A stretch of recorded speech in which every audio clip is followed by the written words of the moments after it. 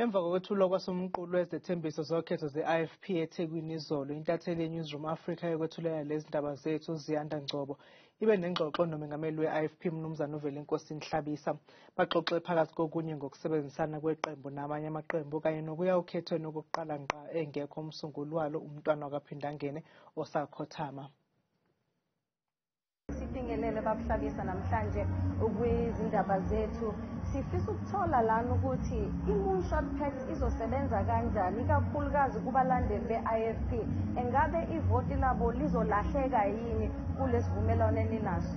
I-multi-party charter eyaziwa ngokuthi iqale i-moonshot pact ayisho ukuthi amaqembu axoxisana ndawonye aseliqembu elilodwa.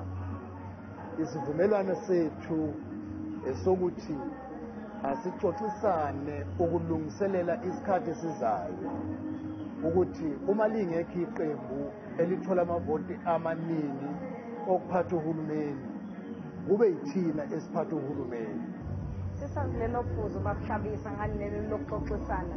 Siyabona lana engathi-ke leli qembu elisungulwe la September ekuthiwa umkhonto wesizwe phansi. Siyabona engathi uzoba nomthelela kulolu khetho lwangomhla ka-29 May. Ingabe-ke I-Ifp iyimisele ngokuxoxisana nabomkhonto wesizwe?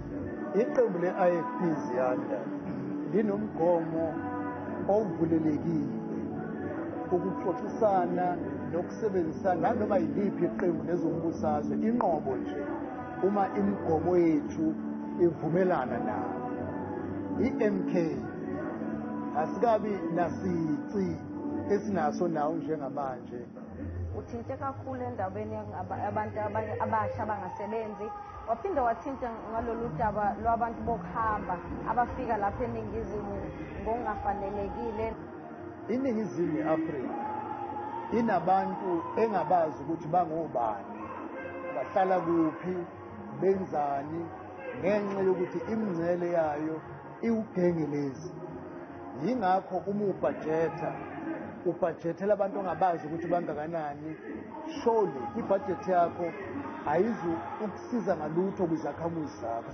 Mase sibuka lana njengoba nizongena kulolu khetho kuzobe kuqala ukuthi I-Ifp ingena okhethweni kungekho umsunguli weqembu umntwana kaphindangene uMangosuthu Buthelezi.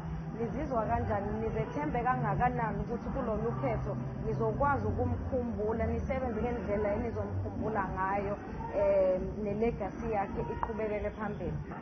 Umntwana kaphindangene uzohlala eyifagulo leqembu le-I-Ifp futhi sohlala simqhakambisa ezweni lakithi ngoba waqhamuka nemibono ephusile. Yazi neziyanda ukuthi ngisho kuba khona koma-province awu-9 umqondo umntwana kaphindangene lo.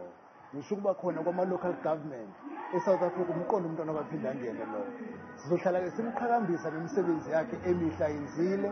Lolu khetho simnikela kuye ukubonga umnikelo awenzile.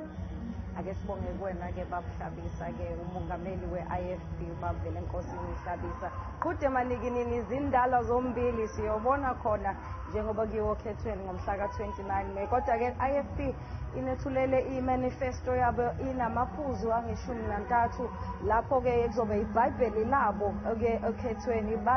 Barilise ne-chopper ngoLwesihlanu bathi iyobe isebenza khona lapho eKwaZulu Natal naseGauteng. Siyobona khona ukuthi imiphumela yalo msebenzi kuyobe kuyini.